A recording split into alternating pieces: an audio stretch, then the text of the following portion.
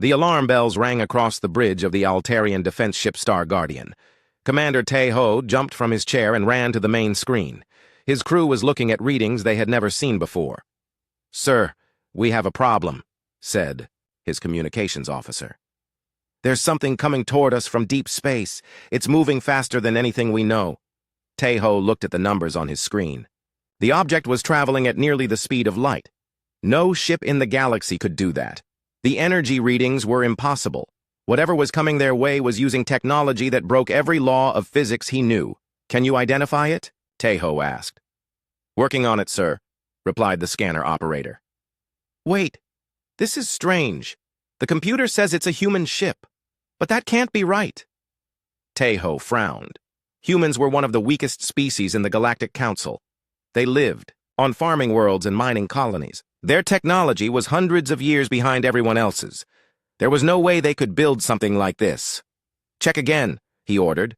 "I've checked 3 times, sir.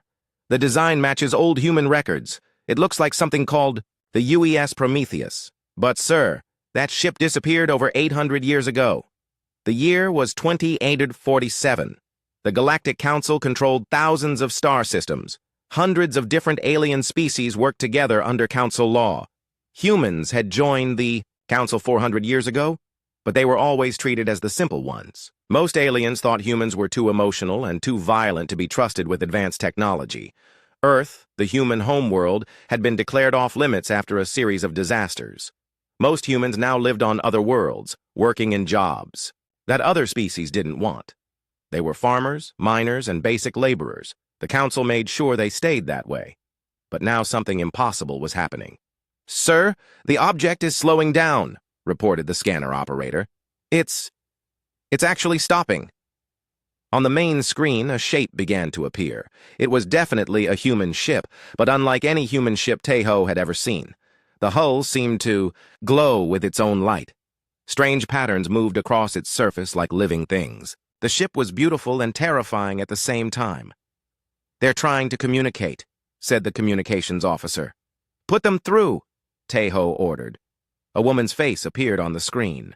She looked human, but there was something different about her. Her eyes seemed to hold depths that went on forever. When she spoke, her voice was calm and confident. "This is Captain So-min of the United Earth ship Prometheus. We request permission to dock at the nearest council station." Tae-ho stared at her.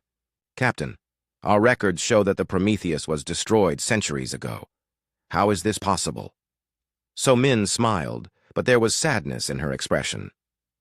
"Time works differently in the places we've been, Commander. We have much to tell the Council. May we proceed?" Tae-ho looked at his crew.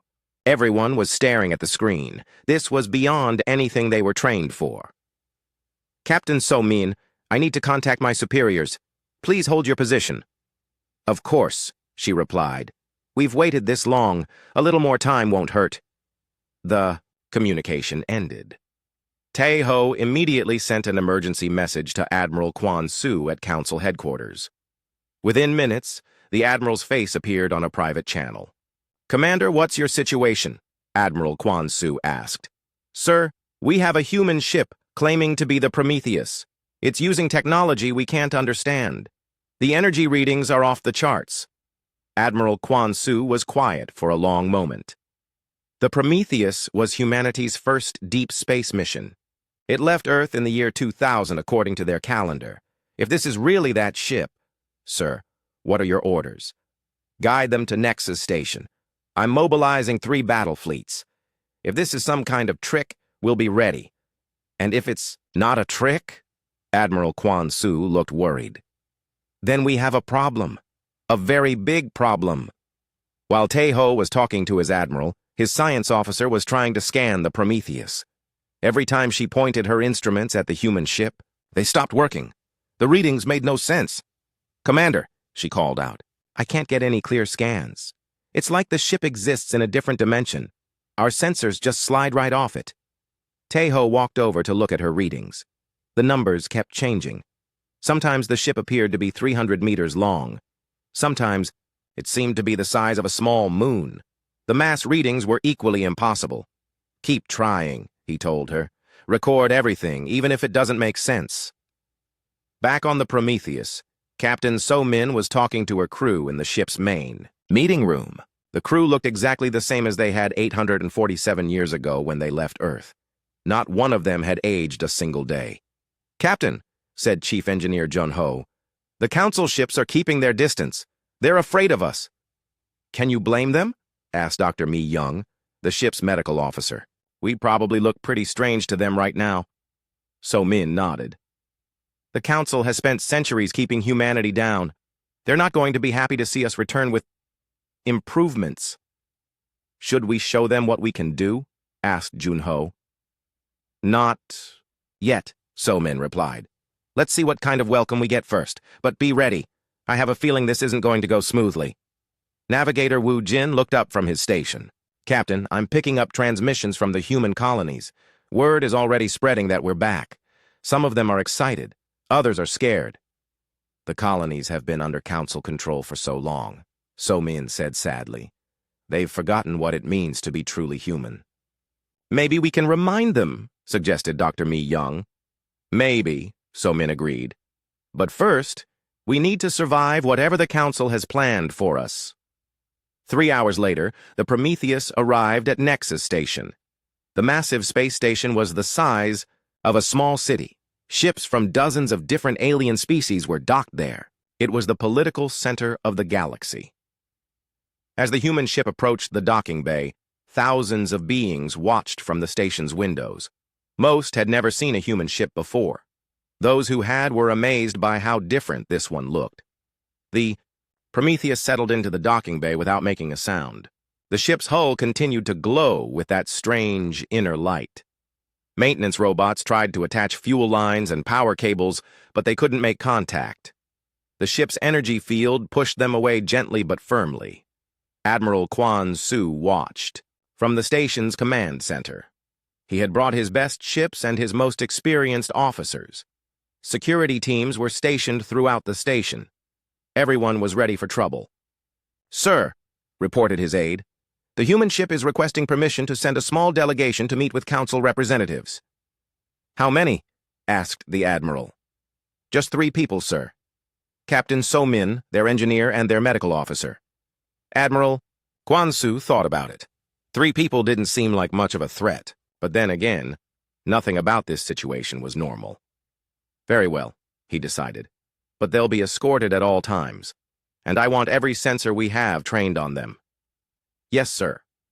As the docking bay doors opened, Captain So-Min and her 2 officers stepped out of their ship. They wore simple uniforms that looked almost normal, but anyone watching closely could see that they moved differently. They seemed to glide rather than walk. The air around them shimmered slightly, as if they weren't quite solid. Waiting for them was a delegation of Council officials. Admiral Quan Su stood in the center, flanked by representatives from the major alien species. Behind them stood human colonial representative Dong Wook, looking nervous and uncertain. "Captain So-Min," Admiral Quan Su said formally, "welcome to Nexus Station. I am Admiral Quan Su of the Galactic Defense Force." So-Min stepped forward and bowed slightly. "Admiral, thank you for allowing us to dock. We have much to discuss." "Indeed, we do," the Admiral replied, "starting with how a ship that was destroyed 800 years ago is now standing in my docking bay." So-Min smiled. "That, Admiral, is a very long story, and I'm afraid you're not going to like all of it." The meeting room on Nexus Station was filled with tension. Captain So-Min sat across from Admiral Quan Su and the Council representatives. Her officers, Jun-Ho and Dr. Mi-young, flanked her on both sides. Human colonial representative Dong Wook sat at the end of the table, looking uncomfortable. "Let me understand this correctly," Admiral Quan Su said slowly. "You claim to be the crew of a ship that disappeared almost 900 years ago. Yet you look exactly the same as when you left Earth." "That's correct," So-Min replied calmly. "And you expect us to believe this?" "I expect you to investigate and reach your own conclusions," So-Min said. "We're not asking you to take our word for anything." Dr. Hyejin, the Council's top scientist, leaned forward. She had been trying to scan the humans since they entered the room, but her instruments kept malfunctioning. "Captain, May I ask you to submit to some medical tests? Just to verify your claims? Of course. So-Min agreed. Though I should warn you that your equipment might not work properly around us. Dr. Hyojin activated her portable scanner and pointed it at So-Min. The device immediately started beeping wildly before shutting down completely. She tried 2 more scanners with the same result. This is impossible, Dr. Hyojin muttered. No biological organism should be able to interfere with quantum scanners. Engineer Junho spoke up. Doctor, we're not exactly biological anymore, not in the way you understand it. What do you mean? Asked Admiral Quan Su. We've been changed, Dr. Mi Young explained. Enhanced. We exist in a state that your science doesn't have words for yet. Representative Dong-wook had been quiet during the exchange, but now he couldn't contain himself anymore. Captain So-Min, if you really are from the Prometheus, then you need to know what's happened to humanity since you left. So-Min turned to face him. Tell me. Dong-wook looked nervous. We're not free anymore. The Council controls where we can live, what jobs we can have, what technology we can use. Most humans don't even remember that we used to explore space on our own. What happened to Earth? Junho asked.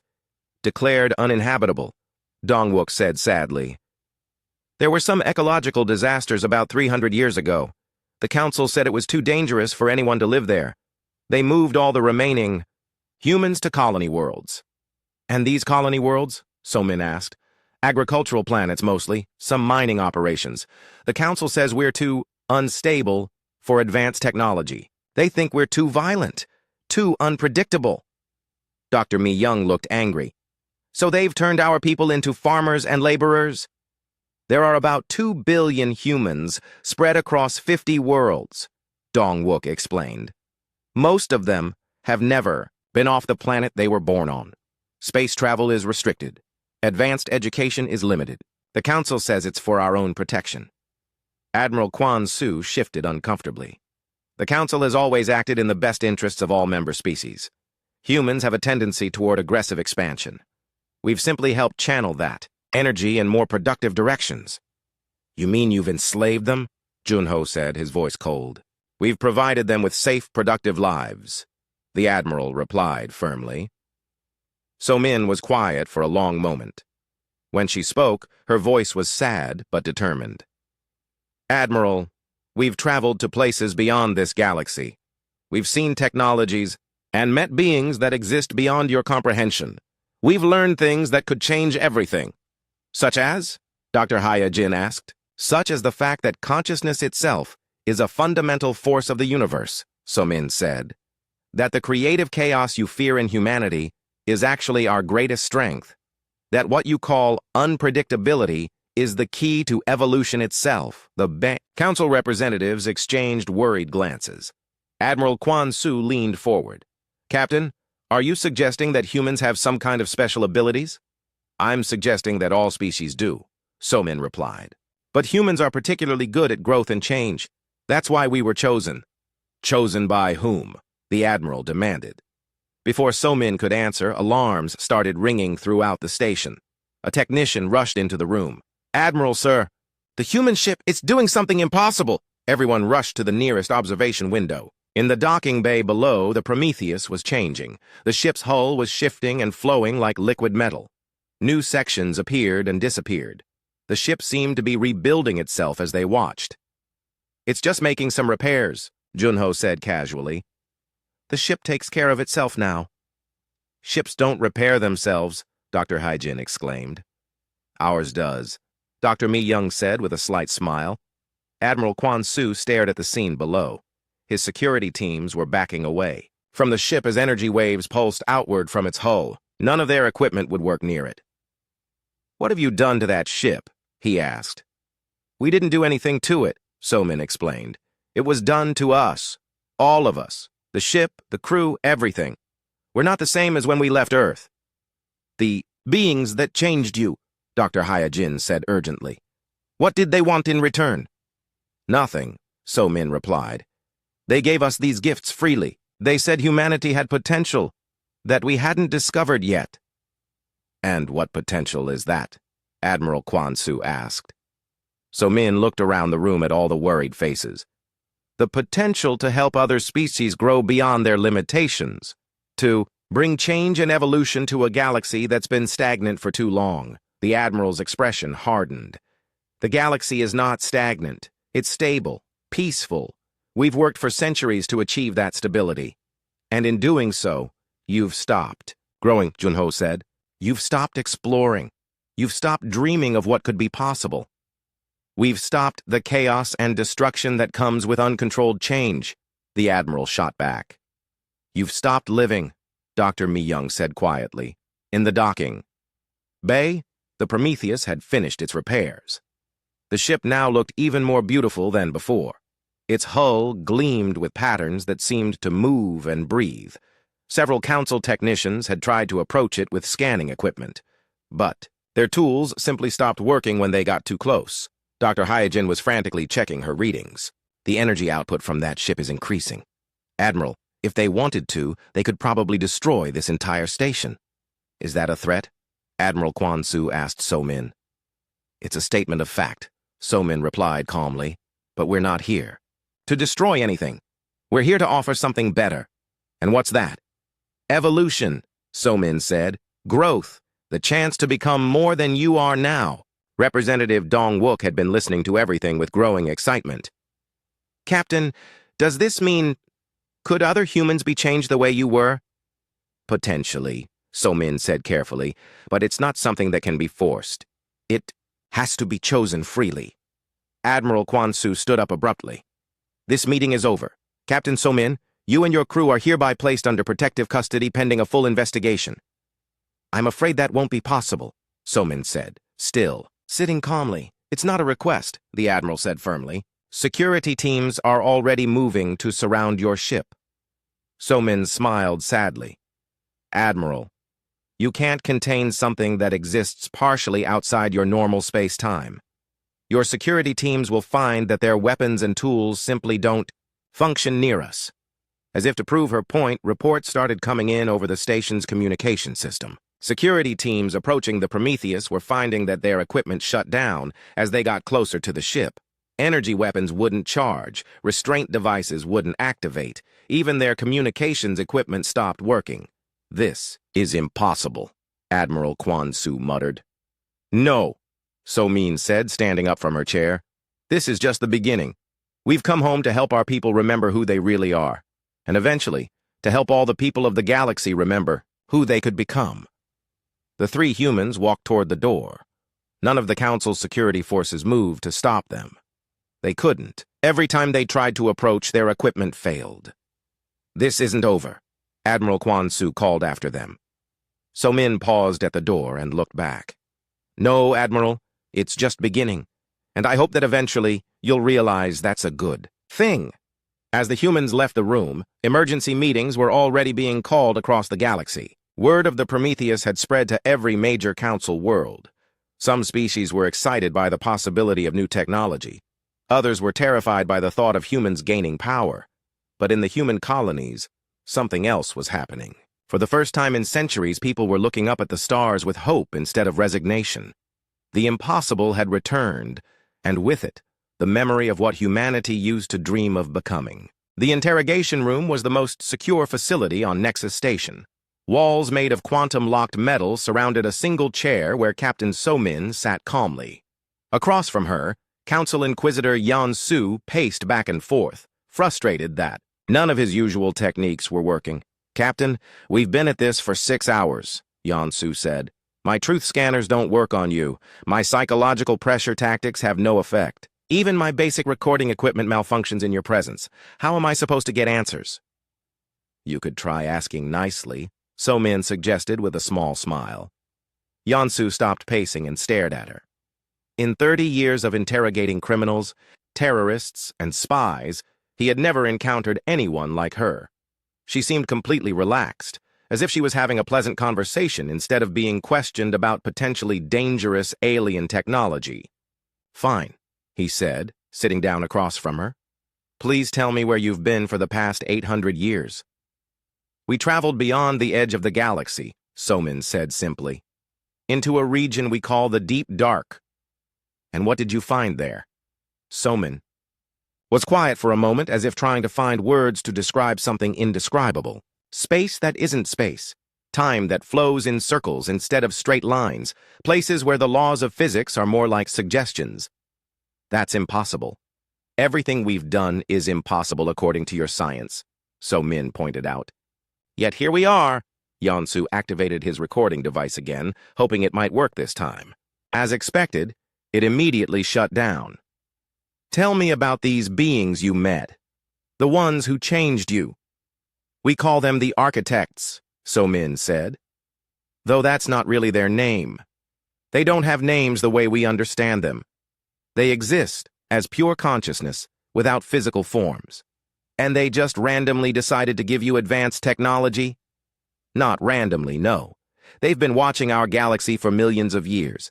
They've seen species rise and fall, grow and stagnate. They were waiting for a species with the right combination of traits.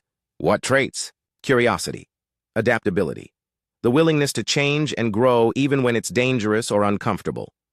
What your council calls unpredictability, the architects call potential. In another part of the station, engineer Jun Ho was being questioned by Dr. Hyejin and a team of council scientists. Unlike the Inquisitor's aggressive approach, the scientists were trying to understand rather than accuse. Mr. Jun Ho, Dr. Hyejin said, can you explain how your ship repairs itself? It doesn't repair itself exactly, Jun Ho explained. It exists in a state of quantum flux.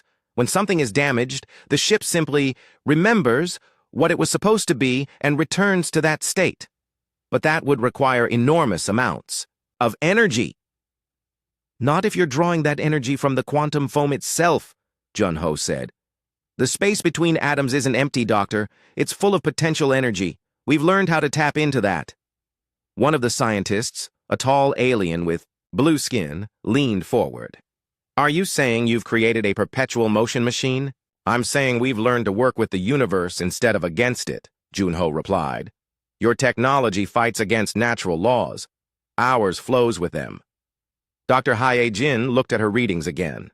Even sitting in the same room as Jun Ho, her instruments were giving impossible results. The energy readings around you are off the charts. How are you not being torn apart by quantum forces? Because we're part of them now, Jun Ho said. The architects didn't just give us new technology, they changed us at the most fundamental level. We exist in harmony with quantum reality. Meanwhile, Dr. Mi Young was answering questions from the council's medical experts. The head physician, Dr. Kang Ho, was particularly interested in the crew's apparent immortality. Dr. Mi Young, he said, our scans suggest that your cellular structure is unlike anything we've ever seen. Your cells seem to exist in multiple quantum states simultaneously. That's correct, Mi Young confirmed. We've been enhanced at the quantum level. Our consciousness is no longer tied to a single physical form. But how is that possible? Consciousness is a product of brain chemistry. Remove the brain, and consciousness ceases to exist. Mi Young shook her head. That's what your science believes, but it's not accurate. Consciousness is fundamental to the universe itself. It's what shapes reality at the quantum level. The architects helped us understand this and use it. You're suggesting that thoughts can alter physical reality? I'm not suggesting it, Mi Young said. I'm demonstrating it. She held out her hand, palm up. As the medical team watched in amazement, a small flower began to grow in her palm. Not a mechanical creation or a hologram, but an actual, living flower that shouldn't have been able to exist without soil, water, or sunlight. This is impossible, Dr. Kang Ho whispered. Doctor, how many times today have you said something is impossible? Mi Young asked gently. Maybe it's time to expand your definition of what's possible. Back in the interrogation room, Inquisitor Yeonsu was getting more frustrated by the minute. Captain, let's assume for a moment that everything you're telling me is true. These architects chose humanity for some special destiny. What exactly do they expect you to do? Help, So-min said simply. Help who? Everyone. Every species in the galaxy. You've all been stuck in the same patterns for thousands of years. The same technology, the same social structures, the same limitations. The architects believe it's time for the galaxy to grow. And if the other species don't want to grow?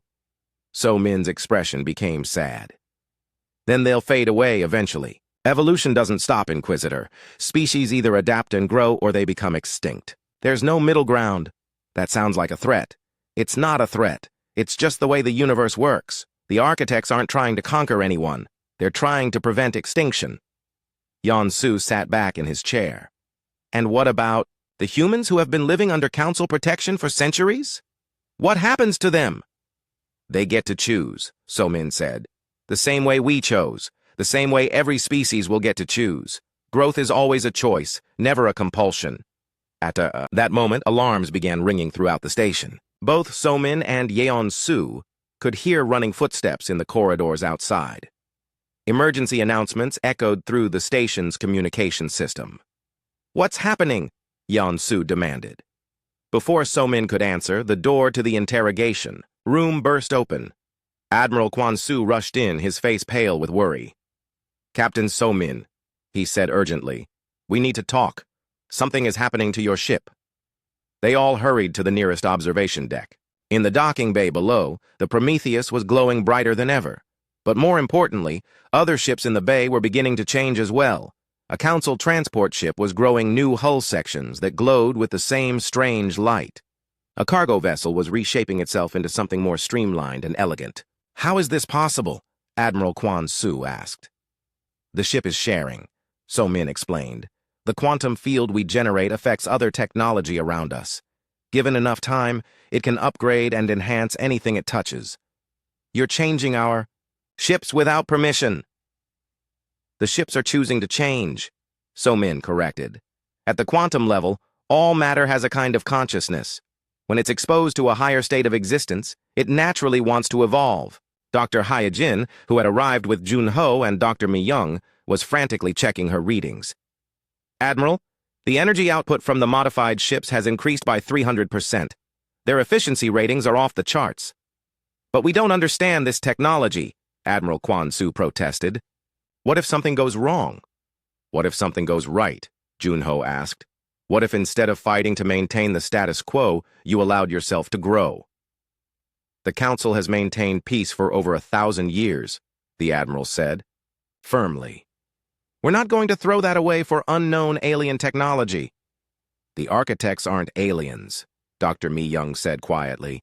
"They're what we all have the potential to become. They're evolution itself." Suddenly, Representative Dong-Wook came running onto the observation deck. He was out of breath and excited. "Captain So-Min," he called out. "We're receiving transmissions from human colonies across the galaxy. They're saying that some of their people are changing." "Changing how?" So-Min asked. "Developing abilities. Enhanced intelligence. Some can survive in vacuum without protection. Others can manipulate matter with their thoughts. It's happening everywhere humans live." "Admiral," Kwon-Su looked horrified. "You're saying this enhancement is spreading to other humans?" "It was always going to happen," So-Min said calmly. "Our return was just the trigger. Humans have always had the potential for this kind of growth. We've just reminded them that it's possible." "Admiral," Dr. Hyejin said urgently, "if this continues, humans could become the most powerful species in the galaxy almost overnight." "That's not the goal," So-Min said firmly. "Power without wisdom is dangerous.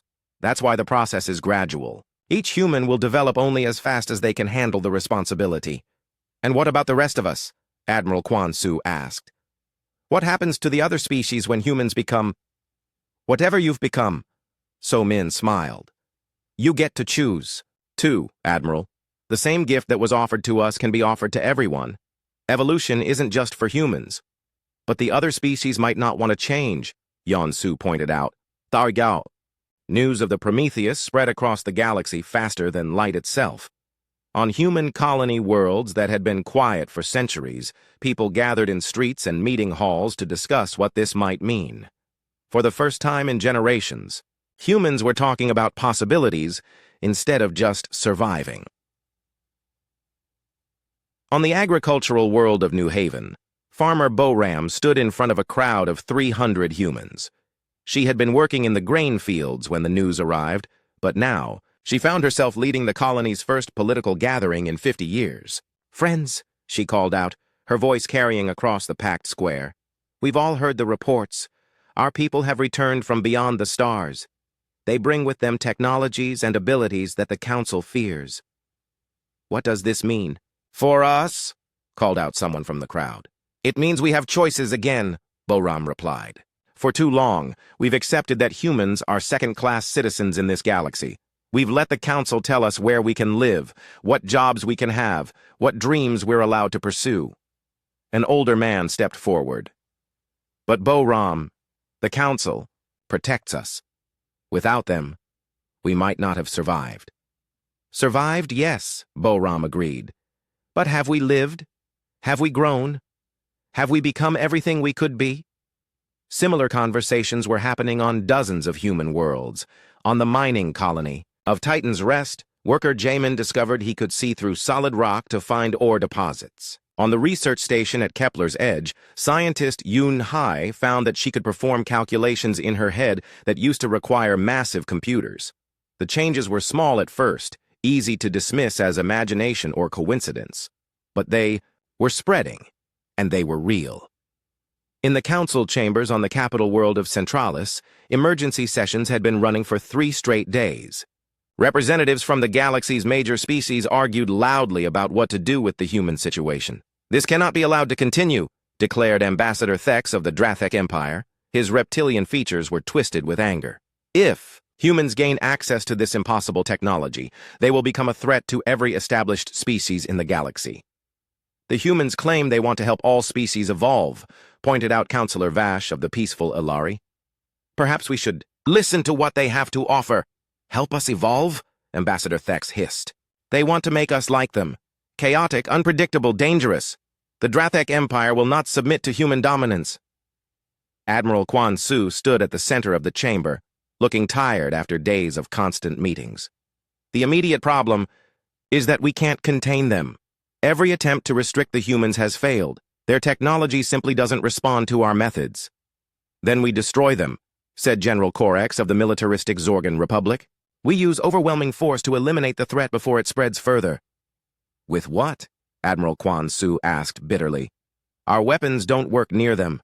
Our sensors can't lock onto them properly. Yesterday we fired a full spread of antimatter, torpedoes at their ship. The weapons passed right through it as if it wasn't there.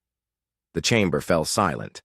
Antimatter torpedoes could destroy entire space stations. If they had no effect on the human ship, then conventional warfare was useless. There must be something we can do, insisted Ambassador Thex. There is, said a new voice from the chamber entrance. Everyone turned to see a tall, elegant woman with silver skin walking into the room. It was Prime Calculator Nyx of the Christek Collective, one of the galaxy's most advanced species. Prime Calculator, Admiral Quan Su said with relief. The Collective's analysis capabilities are exactly what we need right now. Nyx moved to the center of the chamber with mechanical precision. Her species had long ago replaced most of their biological components with advanced computers, making them incredibly logical and analytical. I have computed 47,392 possible scenarios based on current data, Nyx announced. In 98.7% of those scenarios, attempting to destroy the humans results in catastrophic consequences for the attacking forces. What about the other scenarios? General Korax asked. In those scenarios, the humans defend themselves by demonstrating capabilities so far beyond our understanding that several major species surrender immediately, leading to the collapse of the Council within 6 months. The chamber erupted in worried conversations.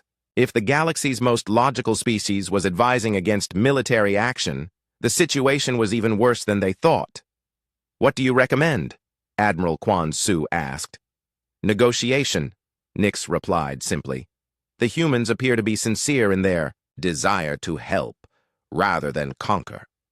This is unusual behavior for a species that has acquired overwhelming military superiority.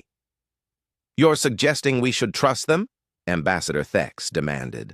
I'm suggesting we should analyze their behavior objectively rather than react from fear, Nyx corrected. Fear leads to poor decision-making. Poor decision-making leads to extinction. Meanwhile, on human colonies across the galaxy, the changes continued. Some humans found they could survive in environments that should have killed them. Others discovered they could manipulate matter at the molecular level. A few began to perceive dimensions of reality that had been invisible before.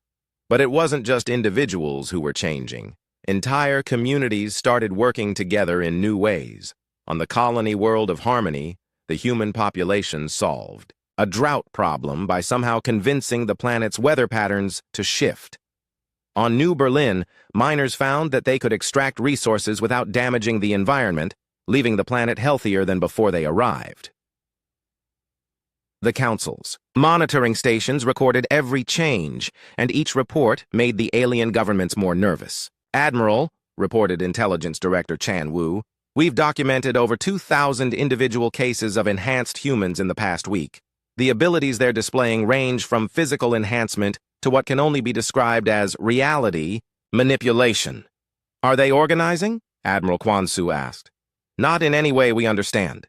There's no central command, no military structure. They seem to be cooperating instinctively, as if they're all connected somehow. That's even more dangerous than military organization, observed Ambassador Thax. An enemy you can predict and counter.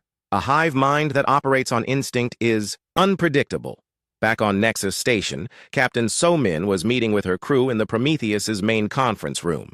The ship had grown larger since their arrival, adding new sections that existed in dimensions the station's sensors couldn't detect.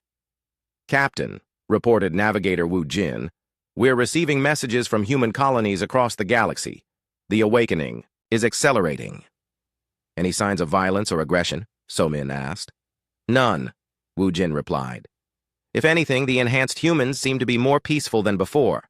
They're solving problems instead of creating them. That's good, So-Min said. But the Council won't see it that way. They're afraid of change, even positive change. Engineer Jun-Ho looked up from his console. Captain, I'm detecting massive energy buildups around several Council military bases. They're preparing something big. The quantum disruptor, Dr. Mi Young, said quietly. I've been monitoring their communications. They're planning to use it against us. So-Min nodded grimly. The Council's ultimate weapon. It's designed to tear apart matter at the subatomic level. They built it to stop invasions from other galaxies. Will it work against us? Jun-Ho asked. Against the old us? Probably. Against what we've become? So-Min shrugged. We're about to find out. The quantum disruptor was the Council's most closely guarded secret. Built over the course of 2 centuries, it was a massive space station that could focus the energy output of an entire star system into a single destructive beam. It had never been tested on a living target, but theoretical calculations suggested it could destroy anything made of normal matter. Admiral Quan Su stood in the disruptor's control room, watching as the massive weapon charged up. Around him, technicians from dozens of species worked together to prepare humanity's doom. Admiral, reported the chief technician, the weapon will be ready to fire in 6 hours. Are you certain you want to proceed with this? Quan Su stared out at the stars, thinking about the choice before him. In 6 hours, he would either save the galaxy from human dominance or commit genocide against a species that claimed to want only to help. Admiral, the technician pressed. Proceed with the charging sequence, Quan Su said finally. But prepare to abort on my command. I want options until the very last second. On the Prometheus, alarms suddenly began ringing. The ship's advanced sensors had detected the energy buildup from halfway across the galaxy. Captain, Jun-Ho called out, they're really going to do it. The quantum disruptor is charging. So-Min closed her eyes and reached out with senses that didn't exist before the architects changed her. She could feel every human in the galaxy, all 2 billion of them. She could sense their confusion, their excitement, their growing awareness of new possibilities. It's time, she said quietly. Time for what? Dr. Mi Young asked. Time to show the galaxy what we've really become, So-Min replied. And time to find out if the Council can learn to accept change, or if they'll fight it. Until the end. In 6 hours, the quantum disruptor would fire. When it did, everything would change forever. The quantum disruptor hung in space like a massive metal flower, its petals slowly opening to reveal the most powerful weapon ever built. Energy from 3 nearby stars flowed into the device through quantum collectors, building toward a release that could tear apart planets. Admiral Quan Su stood in the control center, his finger hovering over the final activation switch. Around him, technicians monitored readings that climbed higher every second. In 30 minutes, the weapon would be ready to fire. "Admiral," reported the chief weapons officer.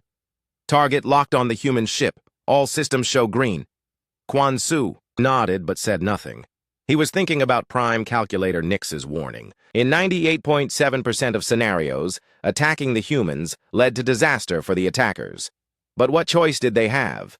If humans gained control of impossible technology, the balance of power in the galaxy would shift forever. "Sir," the communications officer called out, "we're receiving a transmission from the human ship." "Put it through," Quan Su ordered. Captain So Min's face appeared on the main screen. She looked calm, almost sad. "Admiral Quan Su, I know what you're planning to do. I want you to understand that we don't blame you for being afraid. Captain, you have 5 minutes to surrender before we fire," Quan Su replied formally. "Admiral, before you do something that can't be undone, I want to show you something. Look at your sensors. Look at what's happening throughout the galaxy." Quan Su frowned and turned to his sensor operators. "What is she talking about?" The sensor chief looked confused. "Sir, we're detecting unusual energy patterns from multiple human colonies. The readings are strange." "Show me," Quan Su ordered. The main display changed to show a map of the galaxy. Dozens of human colony worlds were highlighted, each one glowing with the same impossible energy signature they had detected from the Prometheus. "This is impossible," the Admiral muttered. "There are only 3 of them.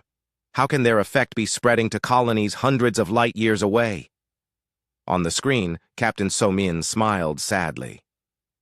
"Because we were never the only ones who could change, Admiral. We were just the first to remember how." At that moment, something unprecedented began happening across the galaxy.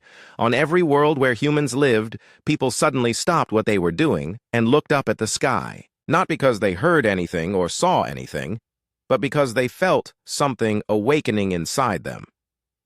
On the farming world of New Haven, Bo-Ram was addressing another crowd when she suddenly paused mid-sentence.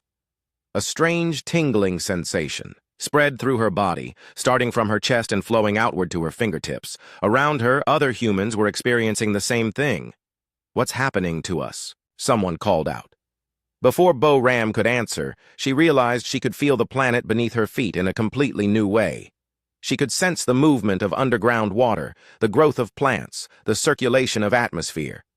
It was as if the entire world had become part of her consciousness. "I think," she said slowly, "we're remembering who we really are." On the mining colony of Titan's Rest, worker Jae-min found that he could see through solid rock not just to find ore, but to understand the entire geological structure of the planet. More than that, he could feel the connections between all matter, the quantum threads that linked everything in the universe together. His supervisor, an alien overseer named Kortak, backed away in fear as Jae-min's eyes began to glow with inner light. "What are you doing, human?" "I'm not doing anything," Jae-min replied, his voice strangely calm. "I'm just becoming what I was always meant to be." Similar awakenings were happening on every human colony. Scientists found they could perform calculations that rivaled the galaxy's most advanced computers. Artists discovered they could create works that existed in multiple dimensions. Engineers learned to build with materials that shaped themselves according to intention rather than force. But the most remarkable change was happening to the children. Human children who had never been off their birth planets suddenly began speaking about other worlds as if they had visited them. They drew pictures of alien species they had never seen and described technologies that didn't exist in council databases. Dr. Su Jin, a terraforming engineer on the agricultural world of Green Valley, was studying soil samples when the awakening hit her. Suddenly, she understood how to create energy from quantum vacuum, how to manipulate matter at the molecular level, how to exist in harmony with the fundamental forces of the universe. But more importantly, she could feel every other human in the galaxy. 2 billion minds suddenly connected in a web of consciousness that spanned thousands of light years. She could sense their confusion, their wonder, their growing understanding of what they were becoming, and she could feel the quantum disruptor charging up, preparing to fire on the Prometheus. "No," she whispered, and somehow every human in the galaxy heard her. On the space station, Nexus, human representative Dong Wook was in an emergency council meeting when he suddenly stood up, his eyes wide with new understanding. "The weapon," he said urgently. "They're going to fire the quantum disruptor." The alien counselors stared at him. "How could you possibly know that?" demanded Ambassador Thex. "Because we're all connected now," Dong Wook replied. "Every human can feel what's happening, and we can feel the weapon charging." "That's impossible," Thex hissed. "Humans don't have telepathic abilities." "We didn't," Dong Wook agreed. "But we do now." Back at the quantum disruptor, Admiral Quan Su was watching his displays with growing alarm. Energy readings from human colonies were spiking off the charts. Some humans appeared to be manipulating matter with their thoughts. Others were surviving in environments that should have killed them instantly. "Admiral," the sensor chief reported, "I'm detecting humans walking in the vacuum of space without protection.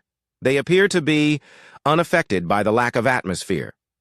"Show me," Quan Su ordered. The display switched to show pilot Wu Jin floating outside the Prometheus without a spacesuit. He was surrounded by a shimmering field of energy that provided him with everything he needed to survive. As they watched, he waved cheerfully at the space station's cameras. "This is madness," the Admiral muttered. "Admiral," called out another technician, "we're detecting massive power buildups around human colonies. It's like they're all becoming miniature versions of the impossible ship." On the screen, Captain So-min was still waiting patiently. "Admiral, are you beginning to understand? This was never about 3 enhanced humans on one special ship. This was about helping an entire species remember their potential." "You're turning them into weapons," Quan Su accused. "No," So-min replied gently. "We're helping them become healers. Watch!" The galaxy map updated to show something incredible. On the drought-stricken world of Harmony, the enhanced humans weren't just changing the weather, they were healing the entire planet's ecosystem. Dead zones were coming back to life. Polluted areas were cleaning themselves.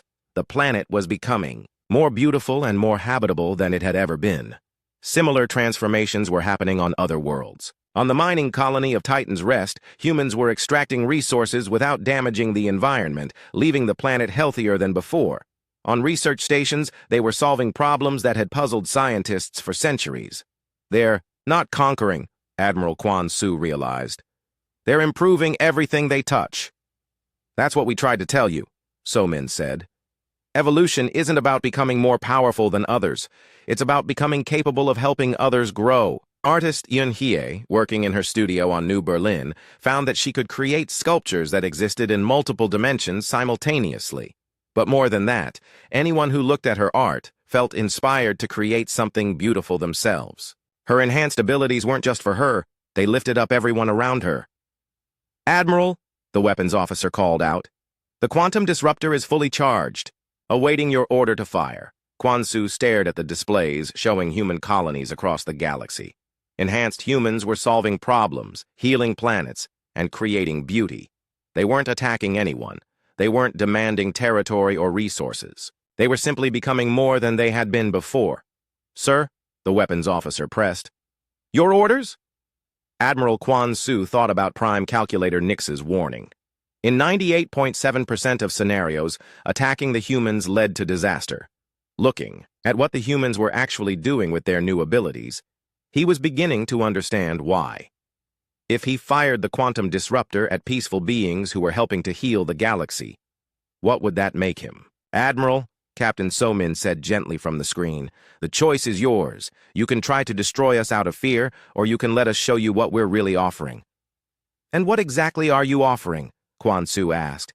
"Partnership," So-min replied. "The same gifts that were given to us can be shared with every species in the galaxy. Not forced on anyone, but offered freely to those who choose to grow." "But the changes," the Admiral protested. "How do we know they're safe?" "Look around you, Admiral. Look at what enhanced humans are actually doing. Are we conquering? Are we destroying? Are we making the galaxy worse or better?" Admiral Quan Su looked at the displays one more time. Enhanced humans were healing planets, solving scientific problems, creating art that inspired entire colonies, and doing it all without harming anyone. The beam from the quantum disruptor struck the Prometheus with the focused energy of 3 entire star systems. For a moment, the space around Nexus Station was filled with light brighter than any sun. When the light faded, Admiral Quan Su and his crew stared at their displays in shock. The Prometheus was still there, completely unharmed. But something impossible had happened. Instead of being destroyed by the beam, the ship had absorbed all that energy and was now glowing brighter than ever before. "Damage report!" Admiral Quan Su called out, his voice shaking. "No damage to the target, sir," reported the weapons officer. "In fact, the energy readings from their ship have increased by a factor of 10. On the communication screen, Captain So Min looked sad, but not surprised. "Admiral, I tried to warn you. You can't destroy consciousness with weapons designed for matter. You've just given us more power than we knew what to do with." But something even more remarkable was happening.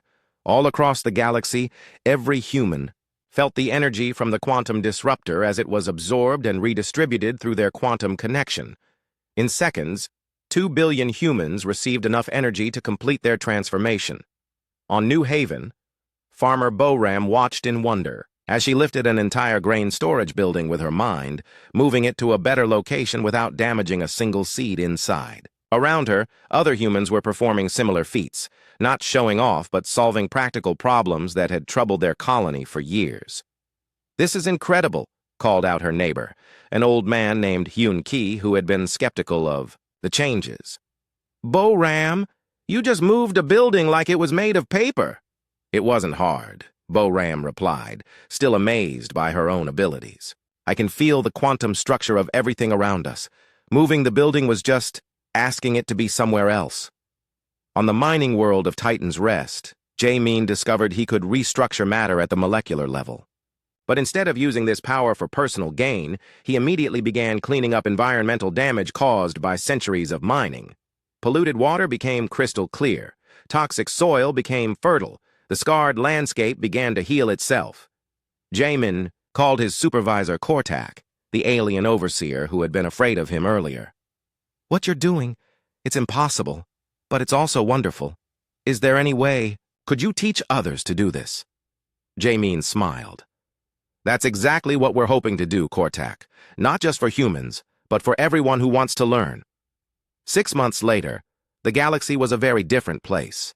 The Council still existed, but its role had changed completely. Instead of maintaining order through control, they now facilitated cooperation between species that were all growing and changing in their own ways. Admiral Quan Su, who had expected to be court-martialed for his failure to destroy the humans, instead found himself promoted to Director of Interspecies Development. His new job was to help other species understand and adapt to the changes happening throughout the galaxy. "Captain So Min," he said during one of their regular meetings, "6 months ago I was ready to destroy your ship. Now I'm asking for your help to save dying civilizations. How did everything change so quickly?" So Min, who now served as humanity's first Void Ambassador, smiled warmly. "It changed because you chose to let it change, Admiral. You could have kept trying to destroy us out of fear. Instead, you chose to see what we were actually offering. The offering had been remarkable. Humans didn't conquer other species or demand tribute. Instead, they shared their knowledge freely. Engineer Jun Ho led teams of humans and aliens working together to solve problems that had seemed impossible before. They healed dead worlds, stopped stellar collapses, and opened gateways to resources beyond imagination. Dr. Mi Young established medical centers where human healers worked alongside alien physicians to cure diseases that had plagued entire species for millennia. Her quantum-enhanced understanding of biology allowed her to see connections between mind and body that previous science had missed.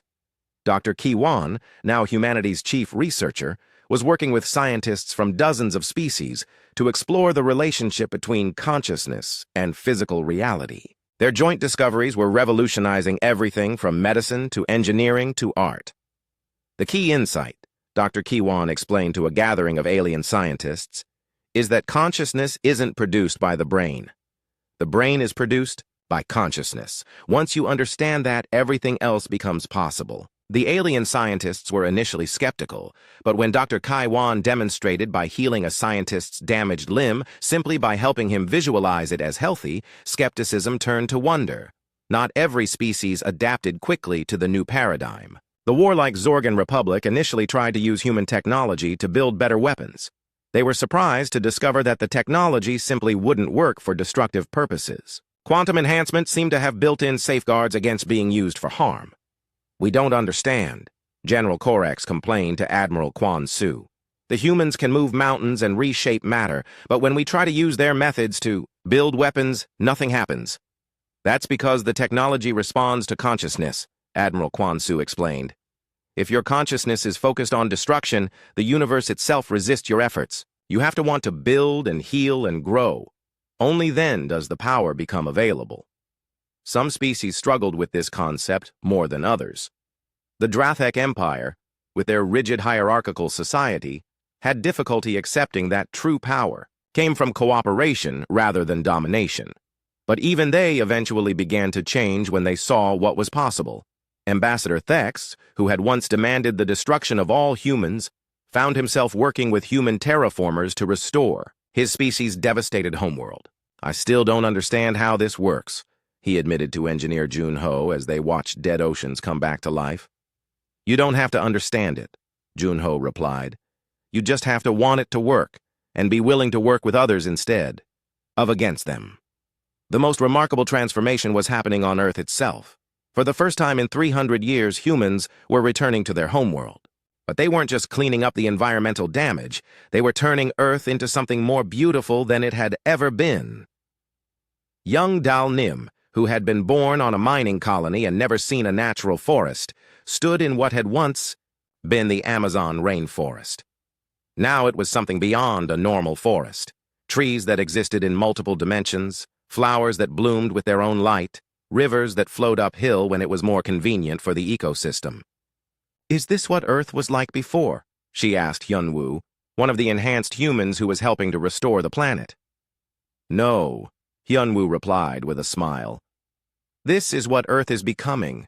We're not just fixing the damage from the past, we're helping the planet evolve into something new." The restoration of Earth became a symbol for what was happening throughout the galaxy.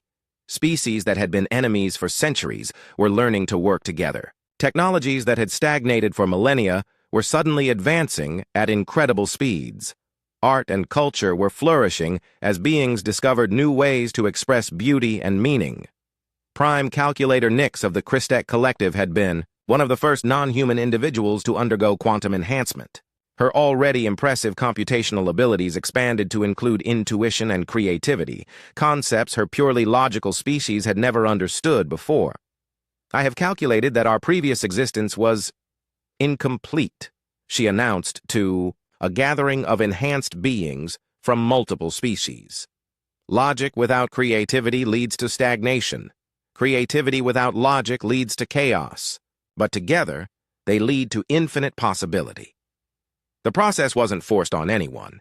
Enhancement remained a choice, and many beings chose to remain in their original forms. But even those who didn't enhance themselves benefited from living in a galaxy that was becoming more cooperative, more creative, and more alive. The final scene of this transformation took place 1 year after the failed attack on the Prometheus. A joint expedition was preparing to leave the galaxy, bound for the deep dark where the architects waited. The expedition included humans, Drathek, Christek, Zorgan, and dozens of other species, all working together to explore what lay beyond their previous limitations. Dal Nim, now trained as a void navigator, stood on the bridge of the expedition ship Harmony. The ship itself was a work of art, a collaboration between human quantum engineers, Christek logical systems, Drathek aesthetic design, and Zorgan durability enhancement. "Are you ready for this?" asked Captain Somin, who was leading the expedition. "I think so," Dal Nim replied, "though I'm not sure anyone can be ready for the unknown." "That's what makes it an adventure," Somin said with a smile. As the Harmony disappeared into the space between dimensions, heading for realms that existed. Beyond normal physics, the galaxy they left behind continued to grow and change. The council chambers, once filled with argument and fear, now hosted collaborative discussions about art, philosophy, and the nature of existence itself. Children from multiple species played together on worlds that were becoming more beautiful every day. Scientists shared discoveries that would have seemed like magic just years before. Artists created works that existed in dimensions that had no names, and on Earth, in a restored garden that had once been,